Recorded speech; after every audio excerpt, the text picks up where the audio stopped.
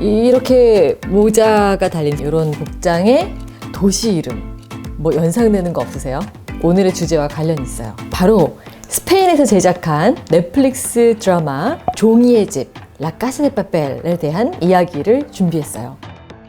안녕하세요 여러분, 손미나입니다. 제가 오늘은 이런 옷을 입고 여러분께 인사를 드리는데요. 이게 뭔지 아세요 여러분? 마스트리트라고 하는 그 네덜란드의 유명한 음악 축제가 열리는 도시 있죠. 그 도시의 이름입니다. 그곳에 여행을 하러 갔다가 산 기념품인데, 이렇게 모자가 달린, 후드가 달린 이런 복장에 도시 이름 뭐 연상되는 거 없으세요?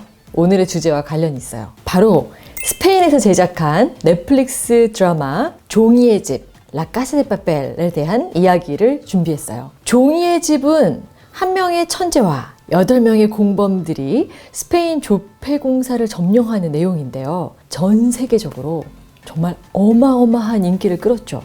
여러분 보셨어요? 보신 분들도 꽤 계실 텐데, 역대 스페인 드라마 중에 가장 많은 사람이 시청한 최대 흥행작이 됐고요. 뭐 스페인 내에서 뿐만 아니라 넷플릭스 전체 드라마 인기 순위 2위까지 오르는 기록을 세우기도 했습니다. 종이의 집의 인기는요, 우리나라에서도 예외가 아닌데요. 한국판 리메이크 제작도 이제 확정이 됐죠. 이제 뭐 출연진들까지 다 발표가 됐던데, 그 정도로 인기가 있다는 얘기일 거예요. 우리 언덕님들 종이의 집 어떻게 보셨는지 궁금하네요.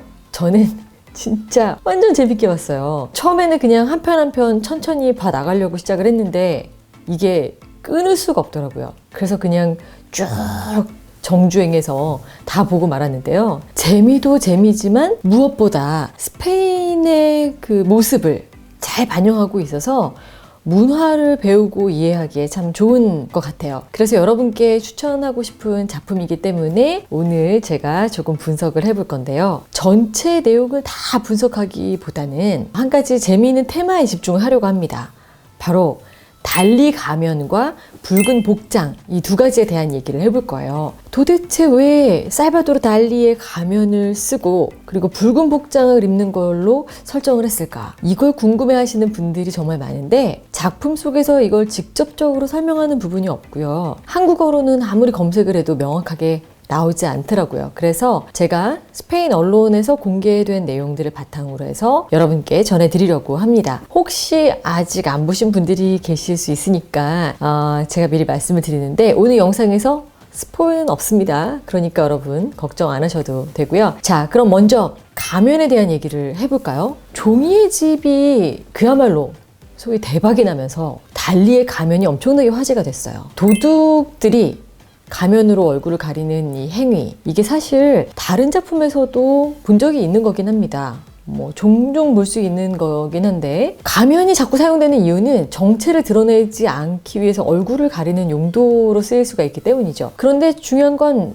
종이의 집에서는 왜 하필이면 달리의 가면을 사용했을까? 요겁니다. 달리의 가면은 단순히 정체를 숨기기 위한 용도로 넘어서 더 깊은 의미를 내포하고 있어요. 살바도르 달리는 20세기 스페인의 화가인데요. 초현실주의 예술의 아이콘이죠. 아마 달리는 많은 분들이 아실 것 같긴 한데, 혹시 이름을 모르시더라도 기억의 지속이라는 이 작품, 요건 어디선가 보신 적이 있을 거예요. 아무튼 이 유명한 화가 달리의 가면은 드라마를 제작하는 과정에서 유일한 선택지는 아니었고요. 또 가장 쉽게 만들어낼 수 있는 것도 아니었다는 거예요. 카메라 감독 중에 한 명인 미겔 아모에도에 따르면은요, 대본에는 일단 뭐 강도들이 달리 가면을 쓰고 있는 걸로 하자 이렇게 언급이 되어 있긴 했지만, 여러 가능성을 두고 논의를 하고 여러 가지 과정들이 있었다는 겁니다. 예를 들면은 피카소의 큐비즘을 이용한 가면도 사실은 뭐 이야기가 나왔었고, 아니면 스페인을 잘 나타내면서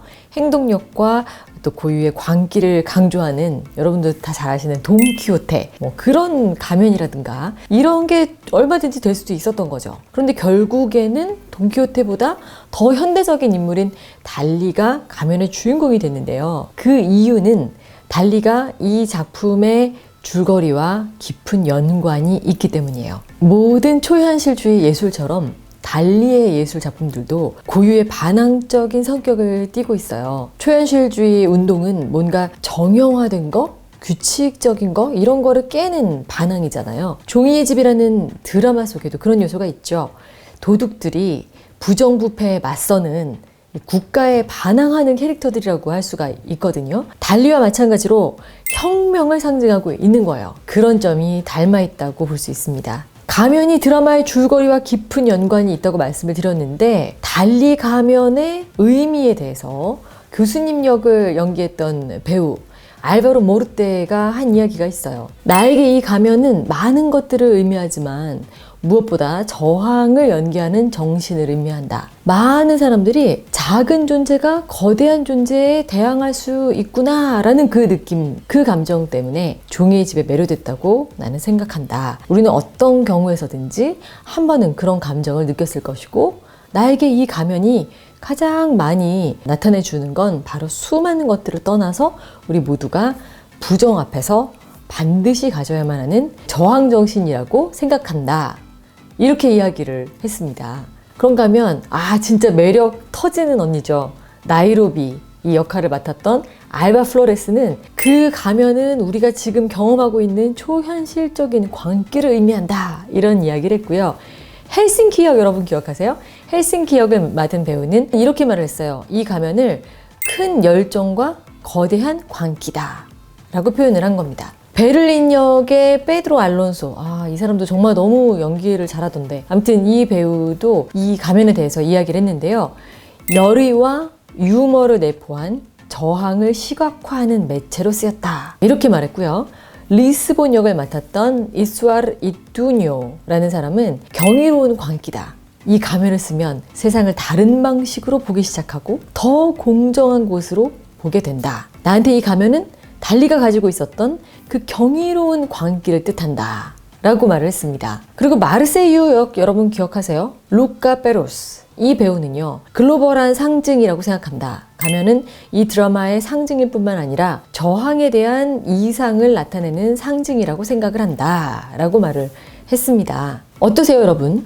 공감이 되시나요? 배우들이 많이 언급한 이 키워드가 저항 그리고 광기인 것 같은데요. 실제 드라마의 관계자가 스페인 언론에서 공개한 달리 가면을 쓰는 이유는 이들이 말한 것하고 아주 비슷합니다. 달리 얼굴은 비주류가 부패한 국가라는 거대한 대상을 상대할 수 있다는 감정을 반영하기 때문에 이 작품 속의 강도들이 가면을 씀으로 해서 자신을 저항의 아이콘인 달리와 동일시하게 되는 거다 이렇게 이야기를 했거든요. 그만큼 저항 정신을 느끼고 또 부정, 부패에 맞서는 인물이 된다는 그런 뜻이 담겨 있는 것 같아요. 처음부터 끝까지 그들은 혁명, 저항 정신 이런 거를 가지고 있잖아요. 여기서 의문이 하나 생기실 수 있는데요. 혁명, 저항 정신, 광기 이런 거를 나타내는 아이콘은 달리 말고도 많은데 왜 하필 그 중에서도 달리였을까? 그가 이미 너무나도 유명한 스페인 문화의 아이콘이기도 하기 때문입니다. 혁명,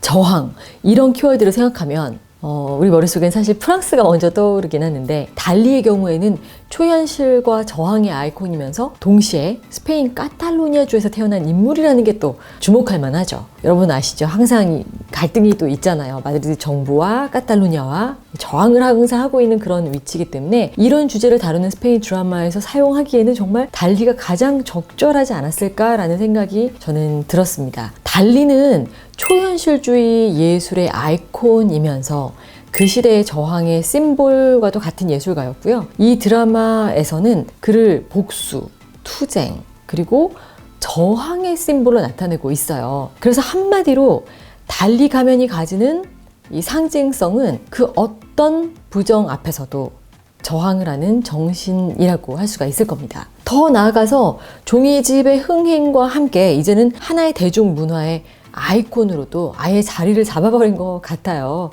여러 곳에서 이걸 패러디한 모습들 정말 쉽게 볼 수가 있는데요. 자, 이번에는 그러면 등장인물들의 복장인 빨간 점프수트에 대한 이야기를 조금 해볼게요. 왜 빨간색일까? 사실 복장뿐만 아니라 이 드라마에는 유난히 붉은색이 많이 등장을 합니다. 그래서 아주 강렬한 인상을 전체적으로 심어놓고 있는데요. 이렇게 영화나 드라마에서 처음부터 끝까지 하나의 색을 강조해서 노출시킨다는 것은 일종의 연출 효과를 기대하고 있는 거라고 볼 수가 있어요. 쉽게 말해서 색채 심리학을 이용하는 건데요. 색깔마다 고유의 상징성이 있으면서 특정 감정을 불러일으키거든요. 이 빨간색의 경우에는 혁명이나 저항을 의미할 때가 많죠.